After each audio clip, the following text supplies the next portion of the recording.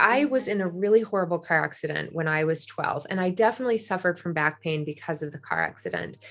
But I believe that it wasn't necessarily the injury of the car accident that caused the pain 10 or 20 years later. It was actually the reaction to the injury.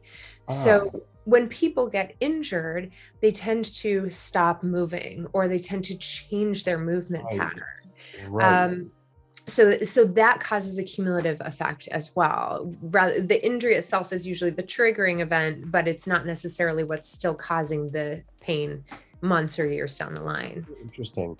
Yeah, it's a good point because a lot of times the back pain that I've experienced seemingly comes out of nowhere. It's like the topic of this series is strange pain. I will be innocently enough bending over, grabbing something, picking up my son, and then boom, it's like the 4th of July in my back, and it's just like debilitating. So that's interesting.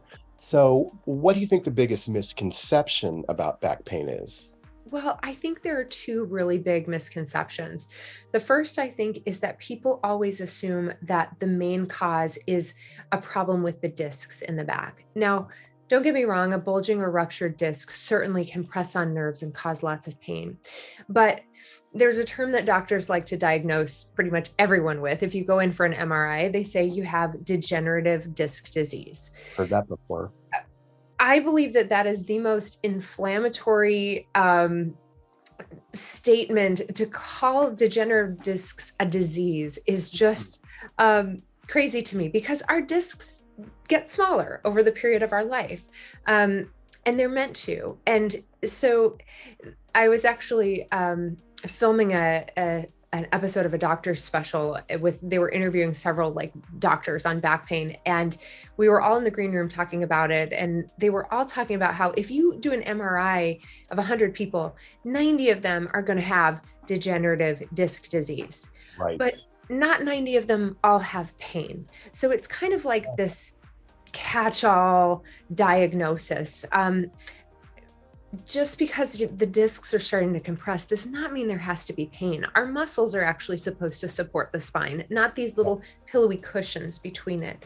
So I don't want people to think that that's a death sentence if they hear that they have an issue with their disc. I got an MRI when I was 22, and I was, because of the car accident I was in, I was told that I had the discs of a 65-year-old woman when I was 22.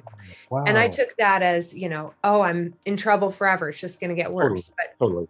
I have no pain in my neck anymore. Now that I figured out how to Wow. balance my musculature, the pain is gone. So I think blaming the discs is one of the biggest mistakes. I think the second one is that, and this is more of a personal reaction to pain, is that when we feel pain, we think we need to rest. Ah, When someone's back blows out on them, they'll go on bed rest for a few days. And that used to actually be prescribed by doctors. right. But we now know that movement is actually much more beneficial to healing. I mean, there are some instances where maybe someone tears a muscle or something like Sure. that, or there's a bone fracture or injury, but most of the time, if it's just a muscle spasm or strain, movement is way more beneficial. Bed rest causes way more pain. It causes the muscles to fatigue. It causes the muscles to pull themselves out of alignment with the tightness.